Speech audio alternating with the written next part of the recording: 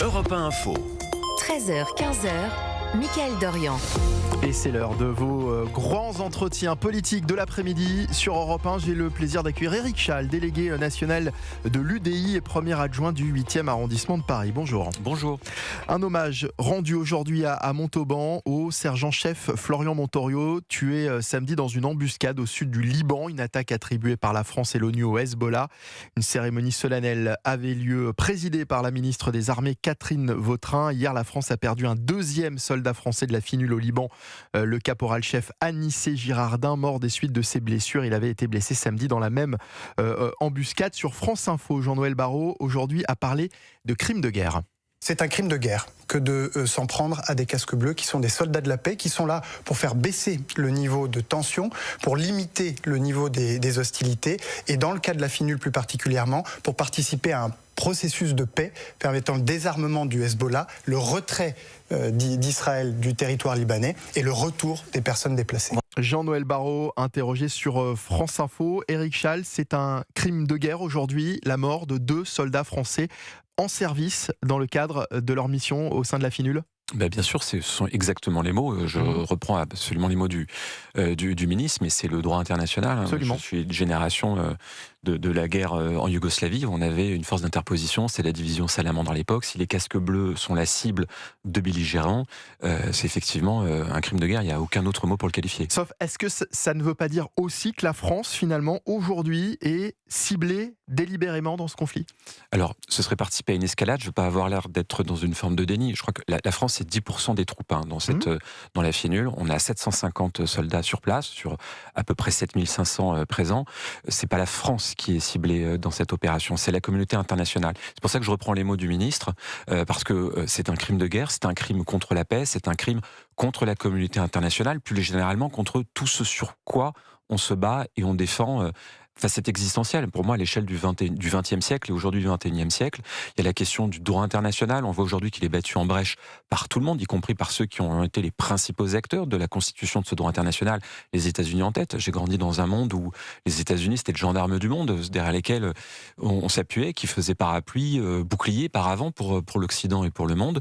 Aujourd'hui, on doit défendre ces institutions internationales. Et bien entendu, lorsqu'à un moment donné, un des belligérants, en l'occurrence, tous semblent cibler le Hezbollah, bien entendu, c'est un crime de guerre qu'il faut poursuivre. Quelle est la position de la France aujourd'hui dans ce conflit ?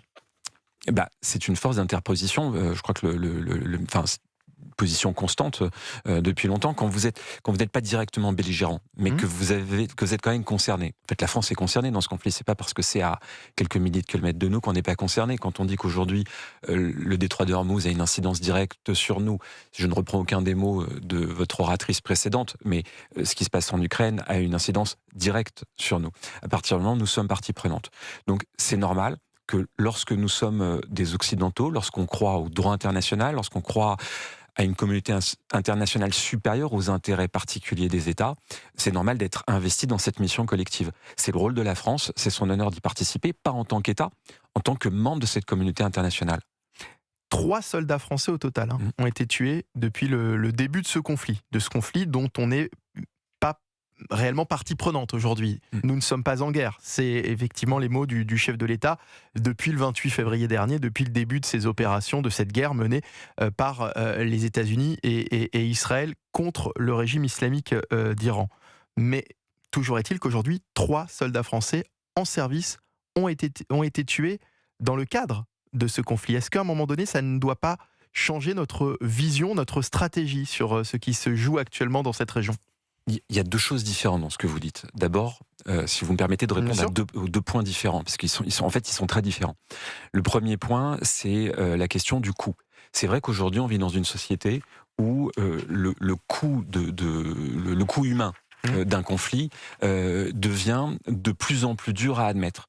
Vous savez, on n'intervient pas que sur ce théâtre d'opération, on intervient également au Mali. Et je trouve, vous me présentiez en tant que délégué général de l'UDI, j'ai un des membres fondateurs de l'UDI, c'était le ministre Jean-Marie Bockel, qui a été ministre notamment de la coopération, et son fils est militaire et est décédé il y a quelques années dans une opération extérieure au Mali. Et en tant que militaire, c'est sa mission, c'est son honneur. Je ne suis pas en train de vous dire, quand je vous dis ça, qu'il faut balayer ça, parce qu'ils ont payé un prix extrêmement fort, et leur famille également. Et c'est le choix de leur engagement. Mais c'est vrai qu'aujourd'hui, on arrive dans une situation où on est parti dans une logique de zéro mort, il ne peut plus y avoir de conflit avec le moindre décès. Les guerres sont de plus en plus impersonnelles. C'est absolument pas ce que j'ai dit, pour le coup.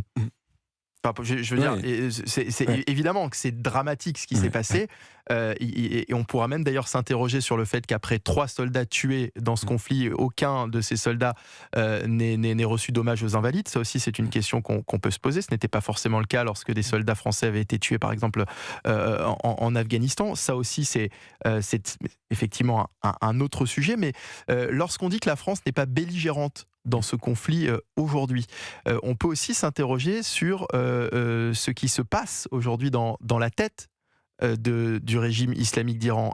Est-ce que finalement pour eux, la France ne fait pas partie des belligérants, justement? Est-ce que la France n'est pas finalement un adversaire, comme finalement peut-être tout l'Occident, au même titre que les États-Unis et au même titre qu'Israël?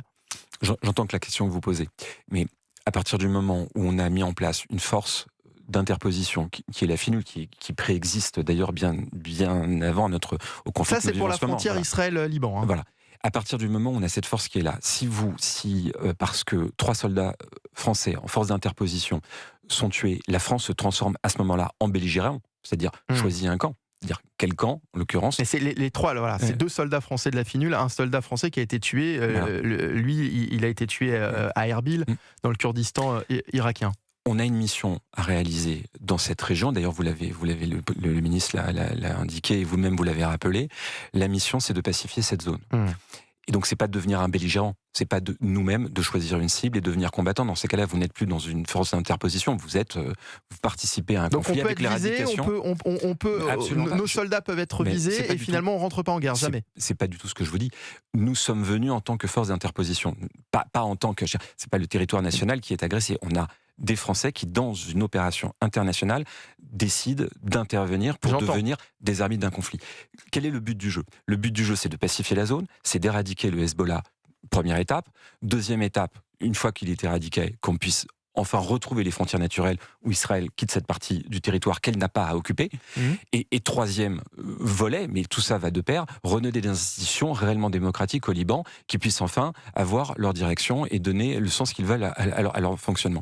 Si aujourd'hui on se transforme en belligérant en disant écoutez, nous-mêmes on se met, si je vais au bout du raisonnement, on se met du côté d'Israël et on finit le conflit, on n'est plus une force d'interposition. Bien sûr. On devient le partenaire. J'entends ce que vous dites. Moi, ma question, elle était simple. C'était simplement, est-ce qu'à un moment donné, cette stratégie, on ne peut pas décider de la changer parce que le contexte a changé et parce que aujourd'hui la France est d'une certaine façon visée? L'objectif reste absolument le même, c'est de démanteler le Hezbollah, et que la France y participe à son niveau au sein de cette institution. Mais j'entends que vous auriez aimé que je vous dise beaucoup plus, mais ce n'est pas l'intérêt. On peut pas d'un côté dire, on peut pas dire d'un côté parfois, est-ce que la France investit trop sur la scène internationale sur certains conflits?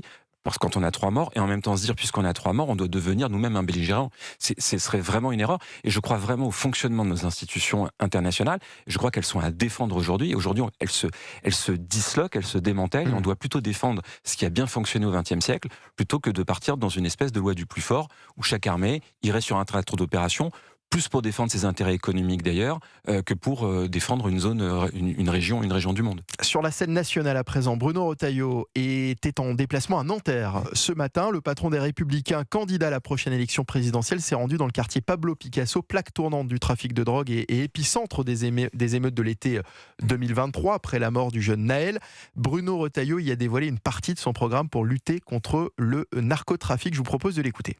Cette proposition que je fais aujourd'hui de verrouillage, de bouclage de ces quartiers, elle va consister à choisir des quartiers qui sont les plus gangrénés par l'économie criminelle de la drogue et où on va concentrer vraiment tous les moyens. Ce qui les intéresse, c'est l'appât du gain. C'est l'appât du gain. Cette économie, ce sont des milliards et des milliards. Comme Al Capone, il faut les frapper au portefeuille. Il faut donc faciliter, simplifier les saisies des avoirs, les saisies des biens. Il ne pourra pas y avoir de réponse judiciaire si on n'a pas une sanction, des sanctions beaucoup plus fermes, beaucoup plus importantes, et notamment vis-à-vis de la justice des mineurs. Bruno Retailleau, donc ce matin, lors de ce déplacement dans le quartier Pablo Picasso de Nanterre, on peut dire que la campagne est déjà lancée pour le patron des Républicains pour 2027 ? Il me semble. Il me semble. Mais je ne suis pas là pour commenter la campagne de Bruno Retailleau, mais si vous voulez plutôt sur les propositions qu'il formule aujourd'hui. Il y a beaucoup de choses dedans. Il se trouve que dans une vie antérieure, j'étais le collaborateur de Nicolas Sarkozy, et en 2002, on avait mis en place les GIR, les groupes d'intervention régionaux. C'était exactement ça, c'est-à-dire que rien n'est nouveau, et quand je dis rien n'est nouveau, c'est pas pour dénigrer la proposition de Bruno Retailleau, c'est pour dire que l'idée qu'il faut faire coordonner entre tous les services, savoir les services d'intervention, pour vraiment être dans la répression de la délinquance, mais également les autres services dont on parle moins, parce que là, quand on a cette opération-là telle qu'elle est présentée à Pablo Picasso, on imagine des gros bras qui arrivent avec du matériel semi-militaire, et on va transformer Pablo Picasso en théâtre d'opération. Il y a d'autres choses dans ces propositions, c'est pour ça que je les caricature pas du tout. Il y a d'autres volets, et je pense que les deux volets les plus importants en réalité sont pas ceux qui sont le plus visibles, parce qu'il y a le côté gros bras, démonstration de force dans une entrée en campagne, mais il y a deux volets pour moi qui sont essentiels. Il y a le volet pénal et le volet coordination de l'ensemble des services. Le volet pénal, parce que si à un moment donné, vous n'avez pas la possibilité réellement de condamner vraiment fermement les auteurs, vous passez à côté de l'objectif de on arrête des gens, on les remet dehors. Et ce volet pénal, il est essentiel. La deuxième chose, c'est la coordination. Il a parlé d'Al Capone, et moi je suis entièrement d'accord avec ça. Regardons les bons exemples à l'échelle du monde, ce qui a fonctionné par le passé quand on veut lutter contre des mafias. Parce que là, c'est une mafia. On pourra arrêter chaque chouf, chaque délinquant à chaque porte de Paris ou de ville. Ça ne changera rien au fait que les têtes repousseront. Donc il faut s'attaquer vraiment au cœur du système. Et que ce soit Al Capone dans les années 20 aux États-Unis, ou plus récemment ce qu'a fait Giuliani à New York en luttant contre la mafia italienne, reposait en fait sur des choses moins visibles que les opérations de terrain, mais une vraie coordination des services fiscaux, des douanes, d'un certain nombre d'opérateurs, de l'URSSAF aussi en l'occurrence, qu'on peut faire travailler, pour voir les mouvements financiers et taper vraiment là où on doit taper. Alors c'est sûr que c'est un tout petit peu moins médiatique qu'une opération où on envoie des soldats, des gendarmes et des policiers sur le terrain massivement, mais c'est au moins aussi efficace. Et quand je vous dis ça, c'est pas l'un ou l'autre, c'est une réponse multilatérale pour pouvoir lutter contre cette délinquance. C'est des troupes sur le terrain, du bleu sur le terrain, mais derrière des services qui vraiment font le boulot pour toucher les têtes. Et ça, c'est malheureusement pas nos agents sur le terrain qui pourront le faire. Vous faisiez référence aux opérations Plan XXL qui avaient été mis notamment en place à Marseille. Pour vous, ce n'était pas efficace ? Je pense que c'est surtout une opération. Aujourd'hui, c'est un problème de moyens. D'accord. C'est-à-dire que les intentions, elles sont là. Il ne s'agit pas de dire que le président de la République n'a pas eu la volonté, etc. Je pense qu'il y a une prise de conscience collective. Lorsqu'on met en place de telles opérations, ça coûte aussi de l'argent. Donc il y a aussi des moyens qui sont mis en place. Mais je suis entièrement d'accord avec vous. C'est pour ça que je fais partie des gens qui considèrent qu'il faut gérer avec le plus de parcimonie et de pusillanité, parfois, pour le budget, pour pouvoir faire les dépenses lorsqu'elles sont vraiment utiles. Là, elles sont utiles. Mais évidemment que ce sont des dépenses qui sont utiles. On va continuer de parler, si vous le voulez bien, de Bruno Retailleau, mais cette fois-ci aussi de la campagne présidentielle. Donc je ne parlerai pas de 2027. on peut parler pas forcément de la sienne, mais de la campagne dans sa globalité. Je plaisantais. Bruno Retailleau, restez bien avec nous sur Europe 1 pour la suite. La suite d'Europe 1 Info, les grands entretiens politiques avec Michael Dorian, c'est jusqu'à 15h. C'est dans un instant avec son invité de cette première demi-heure, Éric Schall, délégué général UDI et premier adjoint du 8e arrondissement de Paris. Europe 1, 14h17. 13h, 15h, Europe 1 Info. Les endives, c'est la star de mes instants gourmands. À l'apéro, farci au fromage frais, un vrai succès. En dîner, endives tatin chèvre miel. Et même pour le brunch, endives rôties avec un peu de sirop d'érable, un délice. C'est simple, rapide et disponible toute l'année. Faites briller les endives. Encore plus d'idées recettes sur endives.fr. Campagne financée avec l'aide de l'Union européenne. Renault propose l'entretien de ma Renault à partir d'€1 par jour. Donner de l'argent pour éviter de donner de l'argent, quel intérêt? Et puis, je réfléchis. €1 par jour pour bénéficier de la révision constructeur et de l'assistance 24 heures sur 24, 7 jours sur 7, c'est un bon investissement. Contrat entretien privilège Renault Car Service à partir d'€1 par jour. Décidément, qui mieux que Renault peut entretenir ma Renault? Renault Car Service, numéro 1 du SAV 2026. Offre réservée aux particuliers, conditions et rendez-vous sur Renault.fr ou sur l'appli My Renault. Source l'Automobile Magazine 2025. Leclerc, bonjour. Vos avocats, c'est ma botte secrète. Comment ça? Un déj rapide, avocat vinaigrette. Des enfants affamés, toast avocat. Et un apéro? Guacamole. Le lot de 2 avocats affinés est à 1,69€ du 21 au 25 avril avec 10% de tickets Leclerc sur tous les fruits et légumes à activer sur votre appli.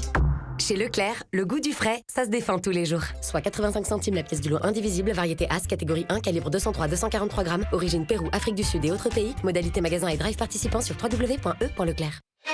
13h, 15h, Europe 1 Info. Il est 14h18 sur Europe 1. Vous êtes bien dans les grands entretiens politiques de Mickaël Dorian jusqu'à 15h.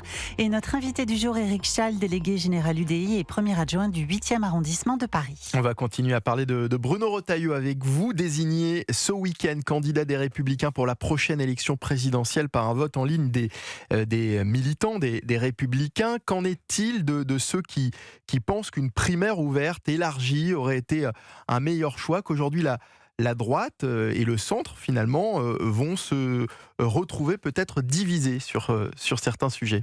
Alors, 2 choses encore. 1, en tant que délégué général de l'UDI, je n'ai pas à juger du mode de désignation d'un parti ami de son candidat à la présidentielle, que ce soit un tour préliminaire ou un vrai premier tour de la présidentielle. Ça, c'est pas mon sujet. Après, vous me posez la question du meilleur mode de désignation. Je ne crois pas, d'ailleurs mon président Hervé Marseille l'a répété un certain nombre de fois, on ne croit pas au réalisme d'une primaire, pour 2 raisons. Pour des raisons logistiques et pour des raisons politiques.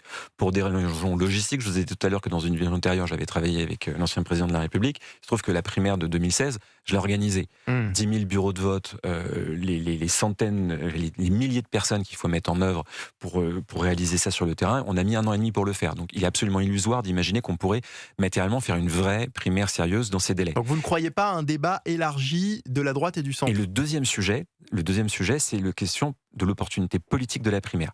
Et je ne crois pas non plus que ce soit possible et réalisable aujourd'hui parce que tout le monde n'a pas la même définition du périmètre.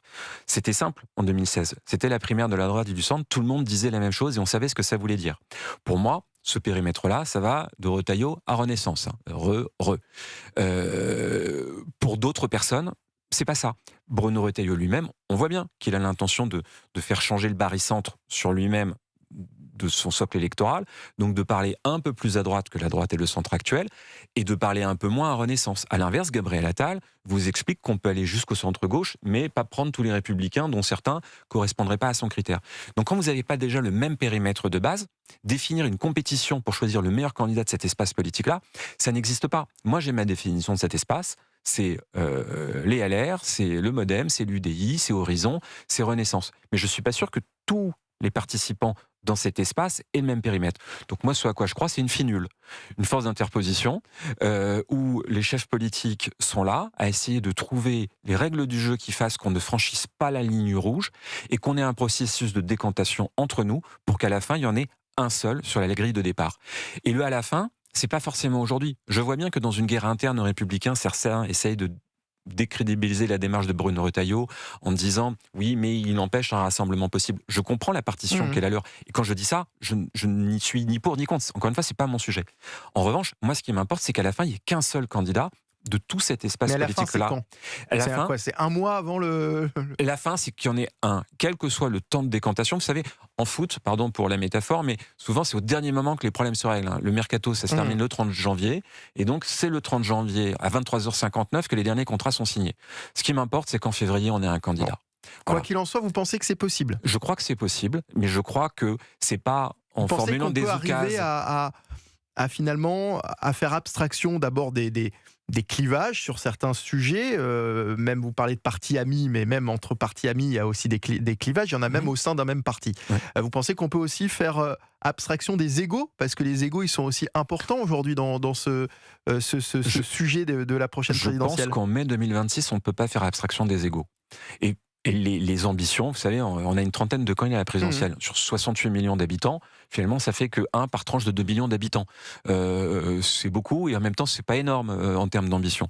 Je crois vraiment à une décantation. Et vous savez, se dire dès aujourd'hui, au mois de mai, notre candidat l'année prochaine, ce sera un tel pour une raison X ou Y, parce que on l'a tiré au sort parce qu'il a le sondage le plus haut, parce qu'il a gagné une primaire fermée ou ouverte. Quel que soit le chemin qu'on aura mis en place aujourd'hui, ne nous garantit pas que ce soit le meilleur. Enfin, regardez dans notre histoire de la Ve République, Jacques Chirac n'aurait jamais gagné la présidentielle s'il avait écouté ses amis, parce qu'on lui a dit un an avant qu'il valait mieux qu'il s'arrête, il était à 8%. On aurait eu François Fillon qui ne se serait pas présenté à la primaire de son camp parce qu'on lui avait dit « T'inquiète, c'est réglé, c'est Alain Juppé qui sera le candidat ». Raymond Barre aurait été président de la République. Édouard Balladur l'aurait été. Donc l'histoire est pleine de rebondissements dans la dernière année. Je crois qu'il n'est jamais trop tard pour discuter du fond, de sédimenter ce que j'appelle cet espace politique auquel je crois moi, encore une fois, qui va de Retailleau à Renaissance. Et cet espace-là, tout le monde dialogue, tout le monde a le droit d'être dans la compétition. J'ai vraiment pas de problème avec la compétition, si à la fin il n'y en a qu'un seul.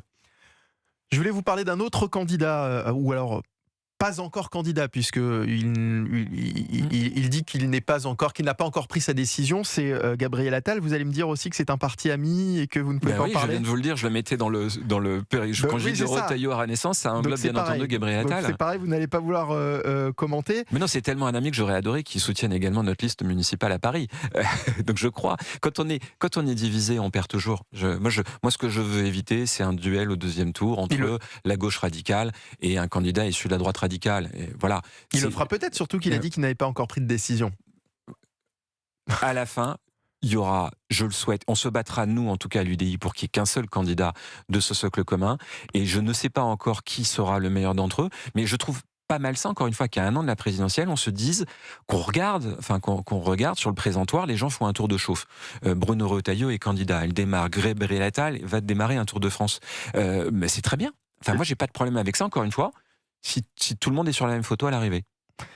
Son livre sort aujourd'hui d'ailleurs, le livre de Gabriel Attal. Est-ce que vous l'avez lu? Non, pas encore. J'ai eu ni les bonnes feuilles, ni le.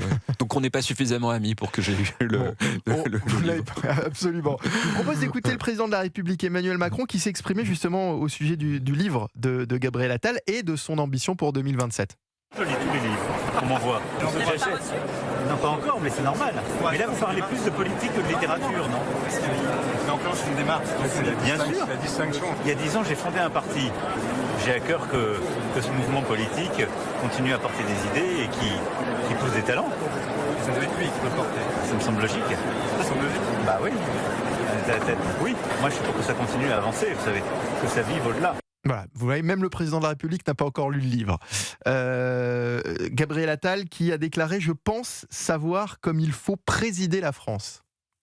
Est-ce que ça vous fait réagir, cette phrase? Alors, vous allez trouver que c'est de la langue de bois, donc je m'excuse par avance, mais ça me fait pas réagir personnellement, ça ne me convainc ni ne me convainc pas. Je pense qu'il doit convaincre les Français, et c'est pour ça que je vous dis que cette année qui vient n'est pas un problème.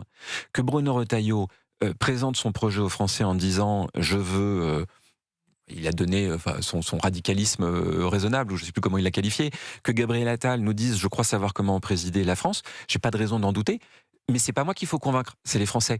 Donc, qui présente dans les mois qui viennent son projet, on voit s'il provoque une adhésion. Bruno Retailleau, c'est la même chose. On a Édouard Philippe également qui n'a pas formellement annoncé sa candidature, mais j'ai cru comprendre qu'il avait des intentions. Il y a probablement encore d'autres personnes dans cet espace politique-là. Vraiment, David Lisnard, qui a un discours novateur sur les sujets libéraux en France, qui se met hors du périmètre de sa propre formation politique. Mais encore une fois, moi, j'ai vraiment aucun problème avec ça. Que tout le monde fasse cet effort de conviction, de présentation d'idées. Un peu moins d'ego, un peu plus de fond. Un peu plus de fond. Je vise personne. Un peu plus de fond. Je vise personne. Le programme d'abord. Un peu plus de fond. On a compris que c'est tous vos amis et que ce sont tous vos amis et que vous voulez viser personne. On va parler de la situation économique de la France. Non, mais vous avez beaucoup d'amis en tous les cas. C'est jamais inutile. J'espère pour vous en tout cas. On va parler de la situation économique de la France aggravée par la guerre au Moyen-Orient. Nous avions déjà les pires prélèvements obligatoires, 51 milliards d'euros en 2025, alors que les caisses sont vides. On nous demande désormais de trouver 6 milliards d'euros rapidement. C'est ce qu'on a cru comprendre. Alors on va aller chercher comment ces 6 milliards d'euros. Hier, Maud Bréjon nous disait 4 milliards dans les ministères, 2 milliards dans les dépenses sociales. On s'y perd en fait. Ça veut dire quoi aujourd'hui concrètement ? C'est une bonne question. Moi, je pense... Non, mais on ne trouve pas 6 milliards d'un coup de baguette magique et de manière unilatérale. C'est-à-dire que la pire réponse que je pourrais faire serait de vous dire on choisit cet endroit et on trouve 6 milliards à cet endroit. C'est évidemment un bouquet global. Mais là, la situation, elle est catastrophique aujourd'hui. Moi, je pense qu'en France, on ne travaille pas assez. Et le débat qu'on a eu il y a quelques jours sur le 1er mai, rien que pour les boulangers et les fleuristes, est un débat légitime, je respecte, c'est une journée symbolique. J'entends absolument tout ça. Mais en France, on ne travaille pas assez.